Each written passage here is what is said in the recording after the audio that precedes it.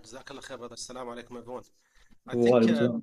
just you know, just looking at the slide back, and thanks for putting all of this together, brother. It's just humbling sometimes to to see the amount of work that's been done, and that's the beauty of working uh, with a group of people, because every little thing just adds up, and all of a sudden you see a mountain in front of you. So mashallah, this was always the intention of this whole thing, and I can only see it inshallah growing bigger and bigger. Now, my humble advice to myself and to everyone is that all of this that what you're seeing compared to the dream that Brother Asrar had, which he just eloquently explained in the beginning, of having every house in Dunedin with the Quran, that's a huge mission, right? So even with all of this, more scope is there, more work is required, more volunteers are supposed to help and chip in. So what we're doing, the Qari Future Program, is part of that bigger plan. The plan that we have is train the trainer kind of thing, right? So most of the people in the audience have been either through the program or currently in the program, or I hope inshallah in the next year program. What we do is, in simple terms, we go through the illustrated tajweed book from Dr. Ayman Swed.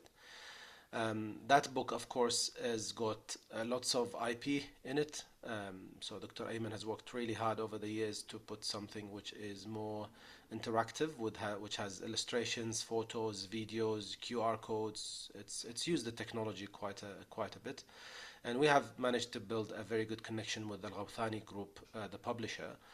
So we get our own batches of books for our own students, which is generally 30 to 40% cheaper than what they get from the local market. So we buy these in bulk. Me and my wife, we look after both, females and male students. We ship it to their houses. We put no margin on it, maybe just $1 or $2 rounding error. So nothing that comes to our pocket in it, but we just make sure that people get some hard copies of this very valuable book.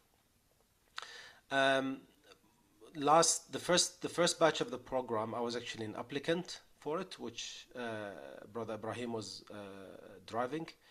And Ustadh Ibrahim chose me to, instead of attending the course, rather than teach the course. His advice for me was that the best way that you could learn something is by teaching it.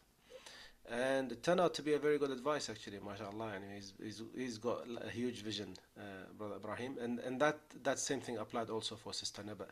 So between myself and Sister Neba, we managed teaching the theory part of the course, and we have lots of volunteer teachers. Thanks for every one of them who are helping us with the practical part of the course. And it's the first year it was not as big as this year. We had like couple of students here or there, but now it's massive, right? We're talking about, from the male side, more than 20 to 25 depending on the session. So the applicants were 30. Some of them dropped really early. I don't know what happened. They didn't reach out, but the others are consistent. We are consistently having 20, and we are mid-year now. So alhamdulillah, huge retention this year. We have managed to get these quizzes happening now using Zoom and the technology, and these quizzes are showing very good progress. And the messages I'm receiving from the students are overwhelming. So we have managed to accept lots of students this year. We were not extremely selective with the quality. However, we communicated efficiently to the good ones and the mid quality ones. What's expected of them, and also we managed to communicate efficiently to the lower level students that this is a learning curve for them.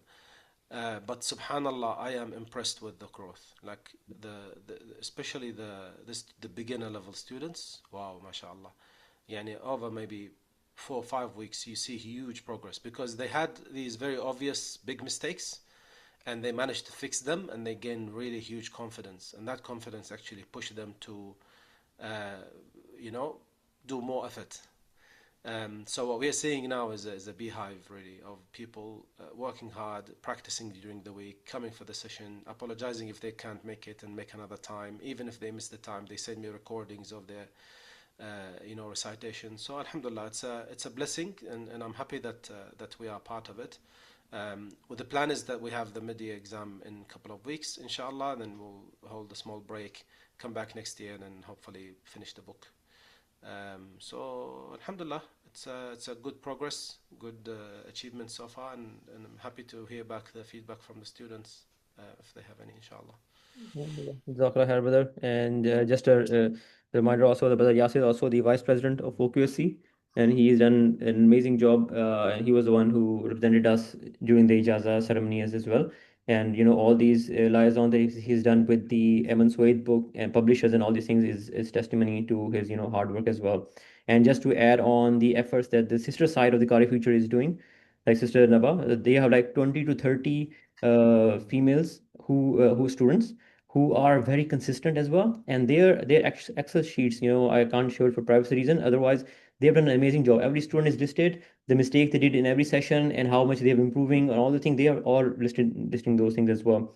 So alhamdulillah, their hard work is testimony, and they are making those efforts that to start halakas in the masajid. We don't see males making the halqa from our students, but alhamdulillah, I mean, there are of course people doing those things as well, but the majority are still need to catch up with the sister side. Alhamdulillah, they are really doing an amazing job. So I really want to congratulate all those people who are working hard, and may Allah bless you guys.